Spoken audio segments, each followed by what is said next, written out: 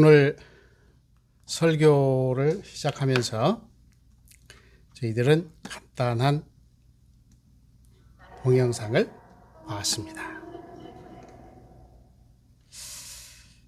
이 동영상을 보니까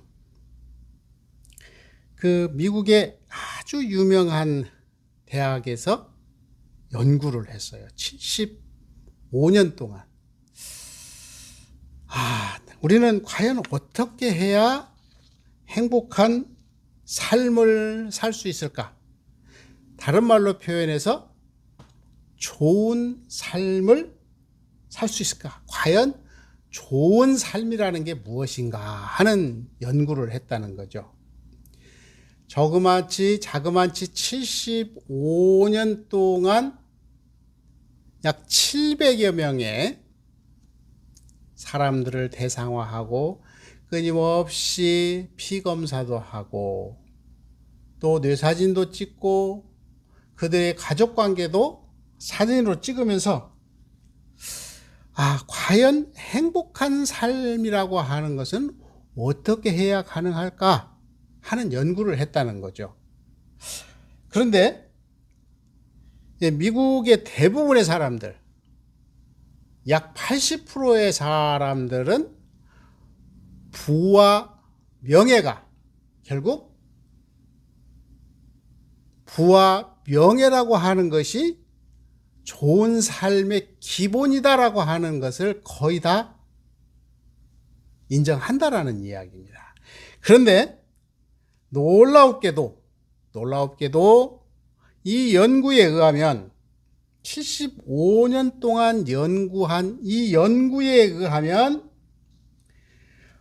부와 명예보다 더 중요한 것은 뭐냐면 좋은 관계랍니다.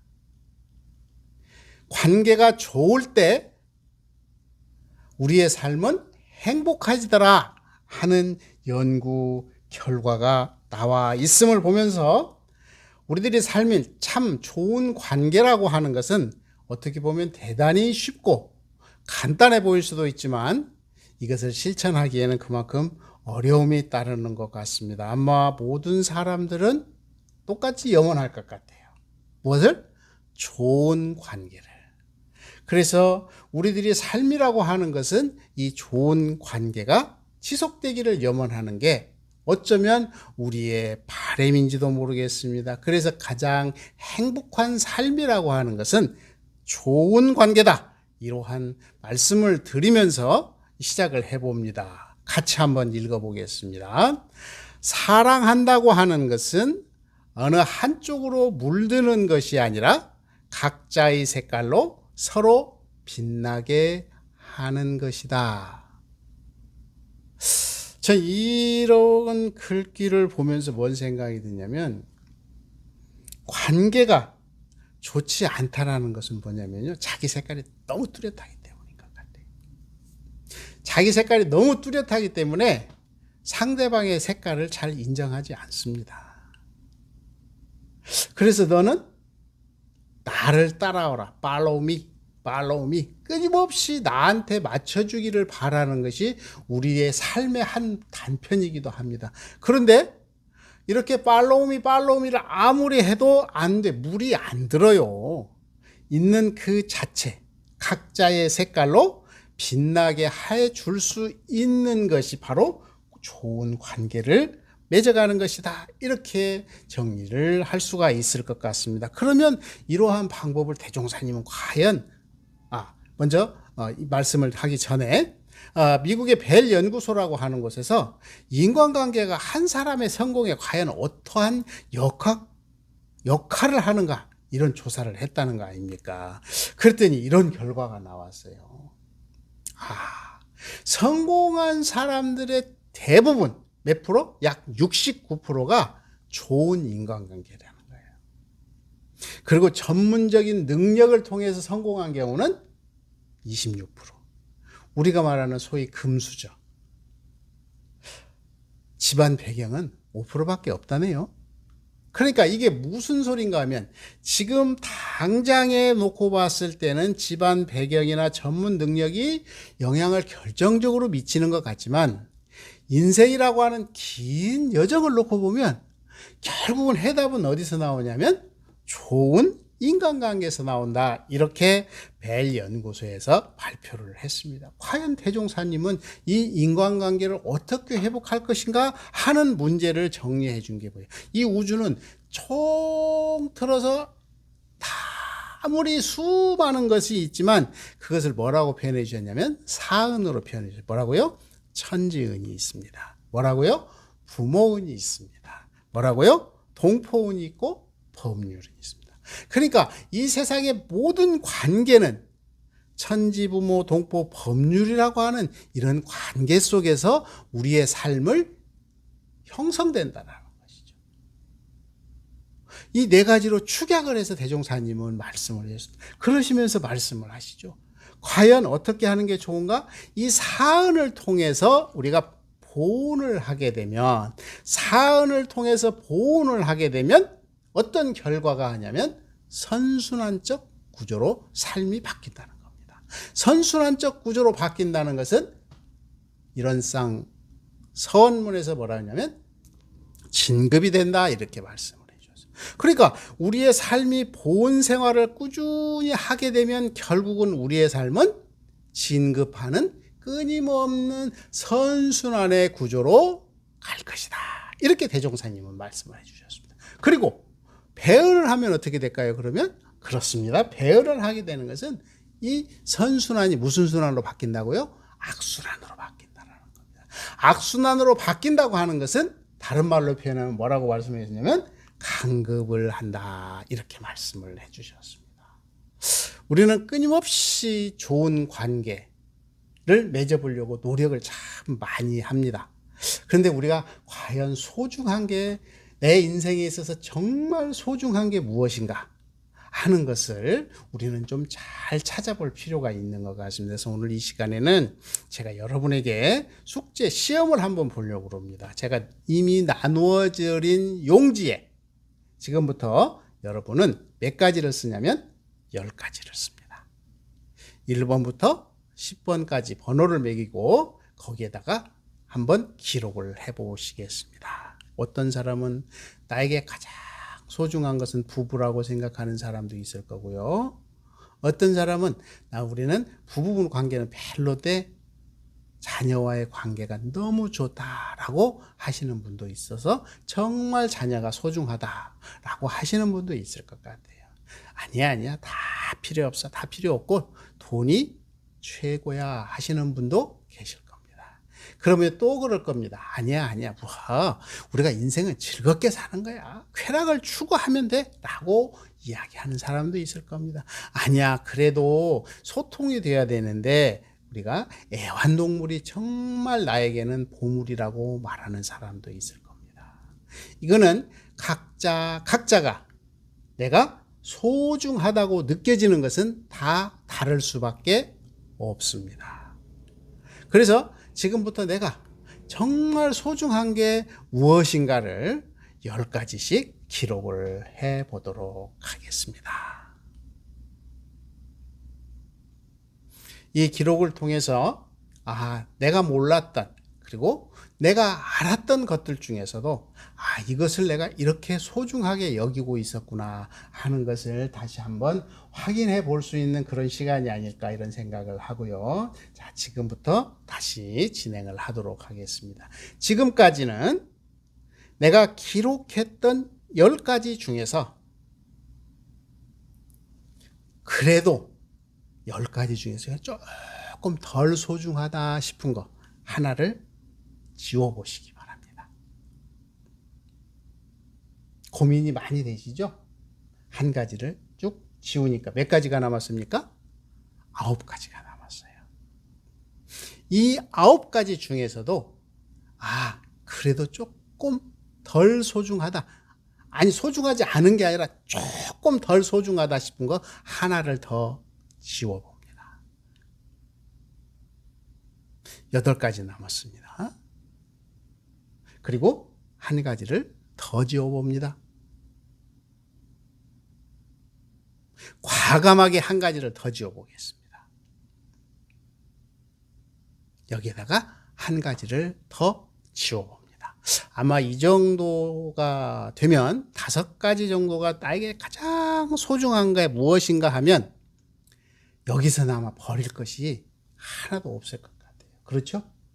아마 이 5가지 안에 들어있는 것은 버리기엔 너무 아까운 거예요. 그런데 어쩔 수 없는 상황이 돼서 버려야 된다면 그 중에 하나를 또 버려주십시오. 4가지가 남았습니다. 하나를 더 버리시겠습니다. 3가지 남았죠? 아마 이 3가지 정도가 남게 되면 여러분은 굉장히 고민이 깊어질 겁니다. 왜냐하면 이 3가지 정도가 남게 되면 이제는 내 생명과 맞바꿔야 되는 어떤 그러한 상황에 올지도 모른다는 사실이죠. 그러나 우리가 부득이한 상황이 와서 그래도 버려야 한다면 3가지 중에 과연 무엇을 버릴지 한번 버려주시기 바랍니다. 이제 2가지가 남았습니다. 내가 이제 생명이 다해서 얼마 남지 않아서 이것마저도 정리를 해야 되는데 둘 중에 하나를 택하라면 과연 무엇을 버릴 수 있을지 한번 고민을 해보시기 바랍니다. 그리고 지금까지 정리한 그거를 그대로 접으셔서 주머니에 넣어주시기 바랍니다. 오늘 우리는 나에게 있어서 가장 소중한 게 무엇인가 하는 것을 살펴보는 시간을 가졌습니다. 어떤 분은 그런 말씀을 하시더라고요. 2가지가 남았는데 2가지가 남으니까 하나는 뭐냐면 자녀고 하나는 배우자다라는 거예요. 이 둘 다 버릴 수 없는데 어쩔 수 없이 버리라면 뭘 버려야 될까? 정말 고민이 많이 되더라고요.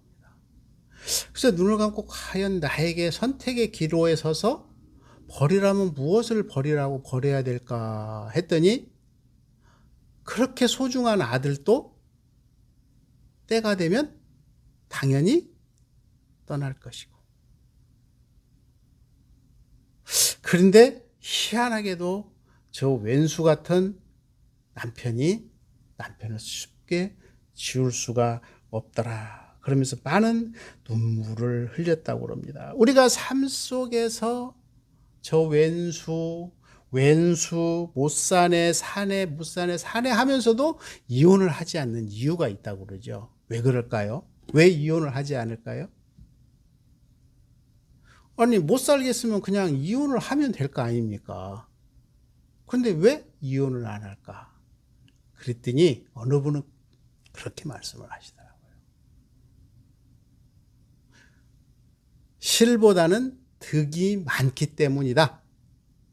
그러니까 손해보는 것보다는 남는 장사니까 같이 산대요. 사네 못 사네 해도. 그런데 이왕 사네 못 사네 하면서 살 것 같으면 어떻게 살아야 돼요? 잘 살아야 될 거 아닙니까? 잘 살아야 돼.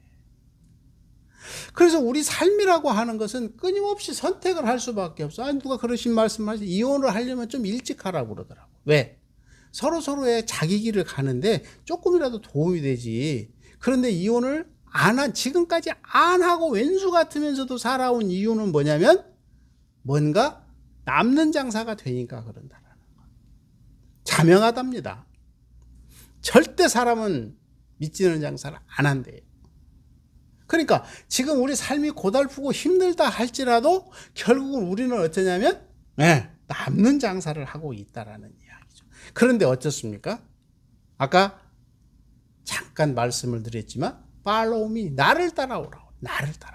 그러니까 너의 존재를 소중히 여겨주는 게 아니라 내가 가지고 있는 그 색깔을 너무 뚜렷하기 때문에 상대방의 색깔을 인정하지 않기 때문에 갈등이라는 게 빚어진다는 사실이죠.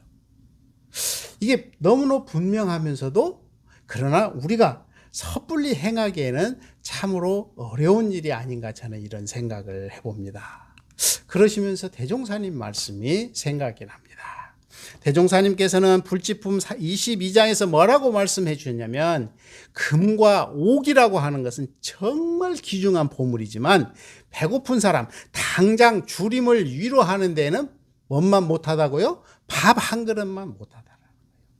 양잿물이라고 하는 것이 정말 독한 것이지만 세탁을 할 때 없어서는 이 세탁이 깔끔하게 안 된다는 말씀을 대종사님은 말씀을 해 주십니다. 그러시면서 말씀해 주시기를, 한 편만을 보아 저의 바라고 구하는 바 외에는 온 시장의 모든 물품이 다 쓸데없는 것이라고 생각한다면, 이렇게 불지품 22장에서 말씀을 해 주고 계십니다. 정말 우리들 삶에 있어서 우리는 끊임없이 행복을 추구하고 살아가지만, 이 행복을 추구하는 비밀의 열쇠는 결국은 뭐라고 말씀을 해 주셨냐면 좋은 관계다.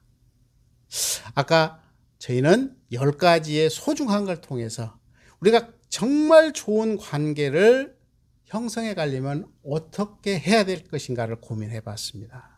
그러면서 좌산 상사님은 이런 법문을 해 주셨어요. 나의 행, 불행, 여탈권은 누가 가지고 있을까요? 사촌이 가지고 있을까요? 팔촌이 가지고 있을까요? 이웃이 가지고 있을까요? 천만의 말씀. 우리 집 우란이라고 그랬습니다. 그러니까 내가 행복해지고 불행을 좌지우지할 수 있는 것은 집 밖의 인연이 아니라 내 집안의 식구들이라고 말씀을 해 주셨거든요. 여러분 가만히 생각해 보세요. 우리들 삶 속에서 나를 가장 기쁘게 해주는 사람이 누구이고 나를 가장 불행하게 만드는 사람이 무엇인가? 그런데 결국은 이 행과 불행이라고 하는 그것은 어떤 관계에서 온다고요? 좋은 관계에서 온다고 오늘 이 설교 시간을 통해서 말씀을 올리고 있습니다. 우리 모두 좋은 관계를 통해서 여러분의 삶을 행복을 진작시키는 복된 시간들이 되시기를 염원합니다. 감사합니다.